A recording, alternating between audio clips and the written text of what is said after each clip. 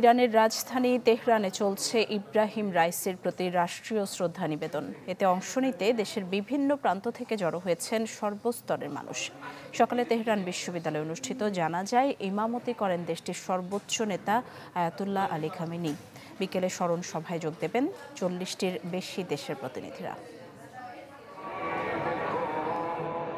Tehran বিশ্ববিদ্যালয়, এখানে শোক সন্তপ্ত ইরানিরা জড়ো হয়েছেন প্রয়াত প্রেসিডেন্ট ইব্রাহিম রাইসি, পররাষ্ট্রমন্ত্রী আমির আবদুল্লাহিয়ান ও নিহত আরও 6 জনকে শেষ বিদায় জানাতে। আল্লাহু আকবার।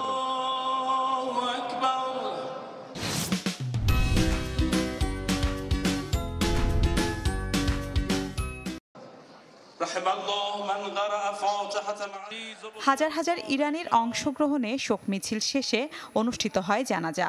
এতে নেতৃত্ব দেন দেশটির সর্বোচ্চ নেতা আয়াতুল্লাহ খামেনি।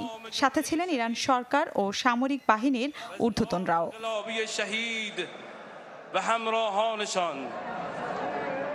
রাইসি ও তার সহযোগীদের স্মরণে অনুষ্ঠিত হবে বিশেষ অনুষ্ঠানের। এতে অংশ নেবেন 40 জনেরও বেশি বিদেশি অতিথি। এদের মধ্যে আছেন তুরস্কের পররাষ্ট্রমন্ত্রী হাকান ফিদান, ইরাকের প্রধানমন্ত্রী শিয়া আল সুদানি, ভারতের ভাইস প্রেসিডেন্ট জগদীপ ধানকার, পাকিস্তানের প্রধানমন্ত্রী শেহবাজ শরীফ সহ আরও অনেকেই। সন্ধ্যায় রাইসির মরদেহ তেহরান থেকে নিয়ে যাওয়া হবে তার জন্মস্থান মাশহাদে। সেখানে দাফন হবে বৃহস্পতিবার।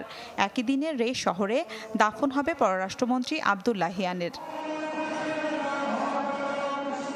মিলা খন্দকার, চ্যানেল 24।